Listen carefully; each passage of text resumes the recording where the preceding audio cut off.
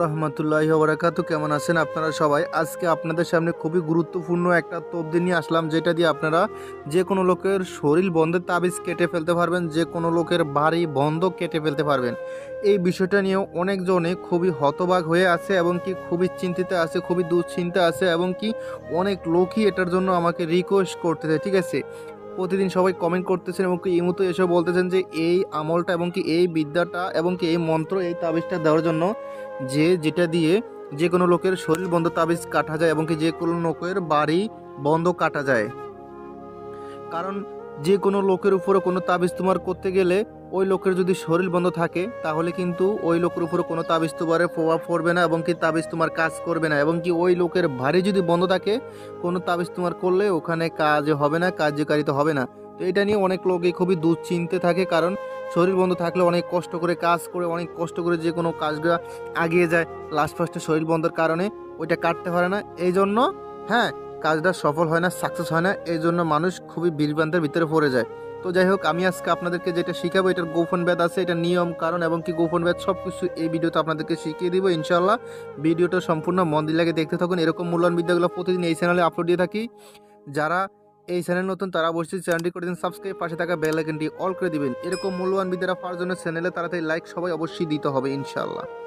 তো যাই হোক, আগে দেখেন তাবিজটার ভিতরে কি আছে, আগে সেটা মন্ত্রটা শোনেন, তারপর বলতেছি এটা নিয়ম কারণ গ্রহণবাদ কিভাবে করতে হবে, কিভাবে করলে বাড়ি বন্ধ কেটে যাবে এবং কি যে কোনো লোকের শরীর বন্ধের তাবিজ কেটে যাবে।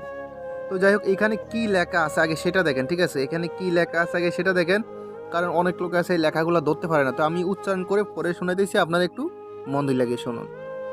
এখানে লেখা আছে দেখেন, বড় মা হুঙ্কারে, অন্ধ বড় মা জীবধার। ঠিক আছে, জীবধার, বড় মা না চলন্ত আইলো ঘর, রিং রিং সোয়া, অমুকের গা বন, তাবিজের বন, বাড়ি বন।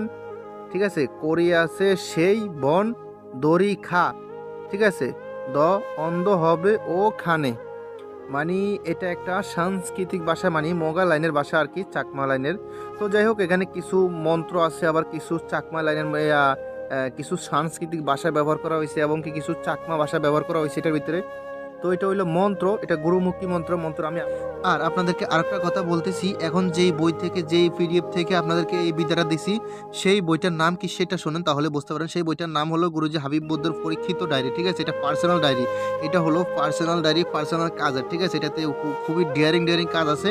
যারা এই পিডিএফ ফাইলটা নিতে চান তারা ইমো হোয়াটসঅ্যাপ নাম্বারে মেসেজ করবেন। ইমো হোয়াটসঅ্যাপ নাম্বার স্ক্রিনে দেওয়া আছে। বিভিন্ন ধরনের কাজ আছে এটাতে, বিভিন্ন ধরনের কাজ ভরপুর, স্বয়ংসিদ্ধ। এগুলো কোনো সিদ্ধি করা লাগবে না, শুধু মুখস্থ করলে হয়ে যাবে। যে কোনো কাজ শুধু মুখস্থ করলে হয়ে যাবে, মন্ত্র তন্ত্র যন্ত্র টোটকা আদি বিভিন্ন সব কিছু ভরপুর এটাতে। তো যাই হোক, এটার পিডিএফ ফাইল যদি আপনাদের কারো প্রয়োজন হয় ইমো হোয়াটসঅ্যাপ নাম্বারে যোগাযোগ করবেন। ইমো হোয়াটসঅ্যাপ নাম্বার স্ক্রিন দেওয়া আছে। তাছাড়া মন্ত্রগুলো কত ক্লিয়ার সেটা আপনারা নিশ্চয়ই দেখলে আশা করি বুঝতে পারবেন। দেখেন এক একটা মন্ত্র কত ক্লিয়ার। ঠিক আছে, তো যাই হোক, প্রয়োজন হলে ইমো হোয়াটসঅ্যাপ নাম্বারে যোগাযোগ করবেন। ঠিক আছে, আবার দেখেন আমি আপনাদেরকে আবার উচ্চারণ করে দেখেছি কোনটা কি। প্রথমে দেখেন বড় মা হুঙ্কারে, মানে এগুলো লিখতে হবে, এই তাবিজটা এরকম ভাবে লিখতে হবে। যেখানে একটা কলা মতন দেখতেছেন, এই কলাটাও কাগজে আঁকতে হবে। একটা কাগজ নিবে, কাগজে নিয়ে এই কলাটা, এই মাথাটা, মানে দুইটা বগের ঠোঁটা মতন এই মাথাটা আঁকতে হবে। ঠিক আছে, আঁকার পর এটার ভিতরে প্যাডের ভিতরে দিবেন এই ঘর সাইড করে একটা ঘর দিয়ে এর ভিতরে এই মন্ত্রটা লিখতে হবে, এটা মন্ত্র। ঠিক আছে, আর এখানে যে অমুকের গাবন, অমুকের জায়গায় যেই লোকের শরীর বন্ধ তাবিজ কাটবেন, যেই লোকের বাড়ি বন্ধ তাবিজ কেটে ফেলবেন, সেই লোকের নাম এখানে লিখতে হবে। ঠিক আছে, সেই লোকের নাম লিখতে হবে। এখানে লেখা আছে বড় মা হুঙ্কারে, অন্ধ বড় মা জীবদার, বড় মা না চলন্ত আইল ঘর, রিং রিং সোয়া, অমুকের গা বন, হ্যাঁ, তাবিজের বন, বাড়ি বন, করিয়াছে সেই বন, দড়ি খা, দ অন্ধ হবে ওই খানে। ঠিক আছে, তো যাই হোক, আমি আপনাদেরকে আরও ক্লিয়ারভাবে দেখাইতেছি এবং কি আপনাদেরকে এখন নিয়মকানুনটা বলতেছি। এখানে নিয়মকানুন দেওয়া আছে, উজান মুখে জ্বালাবে। ঠিক আছে, আমি আপনাদের গোপন বেদে বলতেছি, নিয়মকানুন বলতেছি। উজান মুখ কি আমি আপনাদের একদম সুন্দর মতো বুঝিয়ে বলতেছি। উজান মুখ কি? উজান মুখ হলো, আমি বলি শোনেন। উজান মুখ হলো যেমন আপনার বাড়ি, যে আপনার বাড়ি দিয়ে বুঝাই, হ্যাঁ, যেমন আপনার বাড়ি যেখানে আছে, আপনার বাড়ির পশ্চিম এবং কি পূব এবং কি দক্ষিণ উত্তর, ঠিক আছে, চারটা কোণ আছে, চারটা দিক আছে। ঠিক আছে, তো যেই দিক থেকে মানে আপনার বাড়িতে বাতাস আসে, অনেক সময় উত্তর দিক থেকে বাতাস আসে, অনেক সময় দক্ষিণ দিক থেকে বাতাস আসে। যদি দক্ষিণ দিক থেকে বাতাস আসে তাহলে সেটা আপনার উজান দিক, আর যদি উত্তর দিক থেকে বাতাস আসে তাহলে সেটা আপনার উজান দিক। মূল কথা হলো আপনি বাতাসের মুখে দাঁড়িয়ে এই নকশাটা আগুনে জ্বালিয়ে দিতে হবে। ওই ধোঁয়া মানে ওই যখন নকশাটা জ্বালাবেন, জ্বালানোর পর একটা ধোঁয়া বের হবে না তাবিজ থেকে, ওই ধোঁয়াটা যেন বাতাসের সাথে মিক্স হয়ে শত্রু বাড়ির উপর দিয়ে যায়, শত্রু বাড়িতে যায়। বা ওই যেই লোকের নষ্ট জাদু বান্টনা মানে যেই লোকের নষ্ট যেই লোকের তাবিজ মানে শরীর বন্ধের তাবিজ এবং কি বাড়ি বন্ধের তাবিজ টাবিজ এগুলো কাটতে চান, ওই লোকের গায়ে যেতে একটু ধোঁয়া হইলেও লাগে। যেমন আপনি আছেন এদিকে, যেমন আমি বলি ওই লোকে মানে যেমন ওই লোক তো আপনার পাশে থাকবে না, দূরে আছে, কিন্তু আপনি আন্দাজ করতে হবে যে যেন ওই লোক আছে আপনার দক্ষিণ দিকে দাঁড়িয়ে আছে বা আপনার থেকে 1 মাইল দূরে। তো আপনি ওই দিকে মুখ করে আপনি এই নকশাটা ঝালিয়ে দিতে হবে। তো যাই হোক, আচ্ছা এই নকশাটা লিখবেন কি দিয়ে সেটা আগে শোনেন একটু, আমি বলতেছি আপনারা, ঠিক আছে? এই নকশাটা লিখতে হবে কাম সিন্দুর দিয়ে। যেই কাম সিন্দুর আপনারা অমাবস্যা বা পূর্ণিমা রাতে সংগ্রহ করবেন, অমাবস্যা বা পূর্ণিমা রাতে সংগ্রহ করবেন এই কাম সিন্দুরটা, ঠিক আছে? ওই কাম সিন্দুর দিয়ে আপনারা এই তাবিজটা অঙ্কন করবেন। আর লিখবেন কগে, আর আপনারা এটা লিখবেন কবে, এটা লিখতে হবে তাও অমাবস্যা বা পূর্ণিমা রাতে লিখে ওই অমাবস্যা বা পূর্ণিমা রাতে এটা জ্বালাতে হবে, ঠিক আছে? মানে আপনার শত্রু হোক বা যেই হোক, যার মানে শরীর বন্ধ বা বাড়ি বন্ধ কাটতে চান, তার বাড়ির উজান দিকে দাঁড়িয়ে মানে বাড়ির থেকে 1 কিলো হোক বা 10 মাইল হোক বা 100 কাইক হোক বা 500 হাত হোক, যাই হোক, মানে একটু দূরত্ব বজায় রেখে আপনি সুন্দর মতো তাবিজটা পরে দিবেন ওই শত্রু বাড়ি দিকে মুখ করে।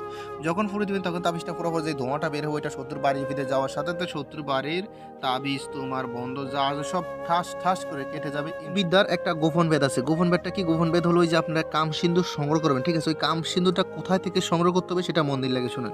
কাম সিন্দুরটা হলো আপনারা বিভিন্ন জায়গায় কালী মন্দিরে কালী পূজা হয়, ঠিক আছে? বিভিন্ন জায়গায় কালী মন্দিরে কালী পূজা হয়। সেই কালী পূজা মানে দশরা একটা মূর্তি থাকে, দেখবেন দশরা মানে 10টা হাত থাকে।